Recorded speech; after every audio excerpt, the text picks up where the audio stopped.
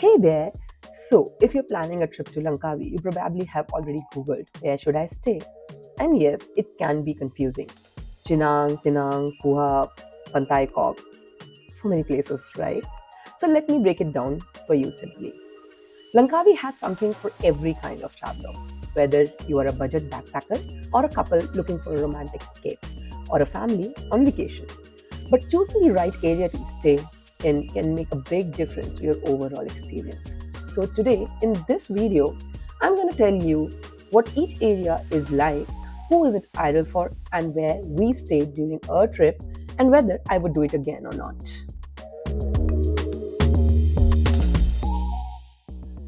So, Langkawi is a fairly spread out island, and so are the major tourist attractions. Honestly, the activities and the distance from places should not be the deciding factor for where you should stay. Langkawi is easy to get around, especially if you're renting a car or using a Grab. Choose your stay based on the experience you want. So, whether it is late night beach strolls, peaceful mornings, or budget friendly comfort. So, let us start with the most famous place, Pantai Cenang. This is the place for first timers. It is super lively, beaches right across the road, restaurants, beach bars, water sports, night markets. Everything is buzzing even at 11 p.m. at night. So, if you are into nightlife, social vibes, or just want to be where the action is, this place is it. It is a perfect place for party lovers and those looking to soak in the energy of Langkawi. This place is very popular among tourists, and if you plan to stay here, you should book pretty much in advance to get a good deal. Next on the list is Pantai Tengah.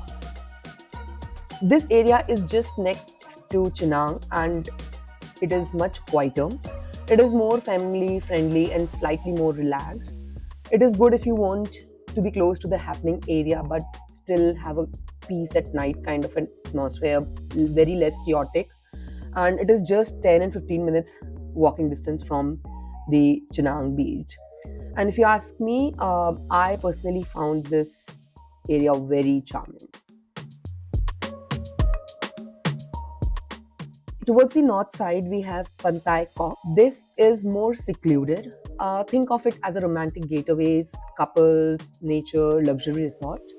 You will get some of the best views here, but it is also very quiet and not many shops and restaurants in the nearby area. So, if you want seclusion and that is why you are in Langkawi, there are a few other areas like Tanjung Ruhu and the Thai Bay towards the north of the island. You can check out some fantastic properties there, but because they are secluded, these are more on the luxury side and all inclusive properties kind of. And finally, the Kuha town. This is where we stayed. Kuha is the main town of Langkawi. There are no beaches here, but it is pretty close to the ferry jetty and honestly, a great place if you're on a budget or want to explore the island by car. The roads are quiet, there are duty-free shopping zones, and it's way more local in vibe.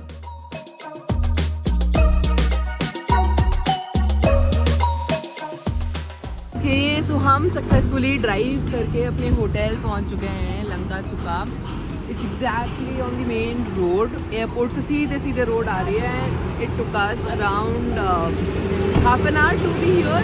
So we booked this Hotel Langkasuka in Kuha. It is a 3-star budget property located about 10 minutes from the Kuha jetty.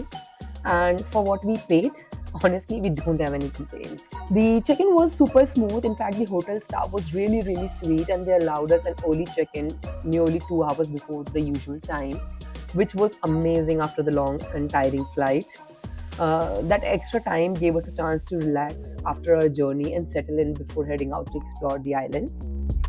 We got a triple sharing room with 3 single beds, and the space was pretty good. It had a big window, and the room was decently clean, had all the basic things we needed. It was nothing fancy, but a comfortable and practical stay. We paid around 6,600 INR for 3 nights for 3 people, which includes the breakfast.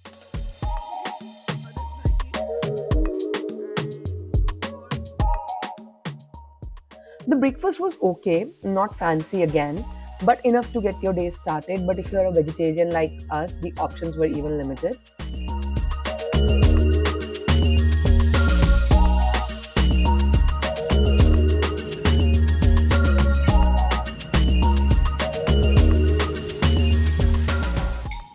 But if you're looking for a calm, affordable base to explore the island from, I think this works perfectly. Now, let me do the real talk. As I mentioned earlier, Kuha is the main town on Langkawi Island. It is where the ferry terminal is located and it's known for the duty free shopping. There are a few major tourist attractions in the area and its vicinity, but it is not a beach destination. So, if you're dreaming of ocean views and buzzing nightlife, this might not be the right fit for you. In fact, after around 7:30 p.m., the area gets pretty quiet. Some nights, it honestly felt like we were the only ones on the road. Also, we did not find many Indian food options in Kuha. If you have already visited Langkawi and know some great places, please put them in the comments so that we know for our future references. But don't worry, if you have a rental car or plan to use Grab, getting around the island is super easy. So staying in Kuha won't stop you from visiting the top attractions. Having said that, if you're on a budget and want a calm, simple base to explore from, Hotel Langkasuka in Kuha is a solid option. I mean, my thumbs up for this property. Okay, as for me, if I had to choose again, I would probably stay in Pantai Cenang or even in Pantai Tangga. But your ideal place to stay depends upon what kind of experience you are looking for.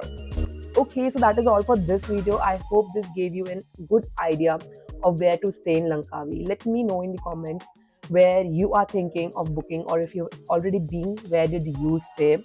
And yes, I will be sharing our stay at the Beachfront Hotel in Pantai Tangga really soon. So if you're curious about that, make sure to subscribe so that you don't miss the update. And as always, thank you so much for watching. And if you found this helpful, give it a like, drop your question in the comments, or DM me on Instagram. See you really soon.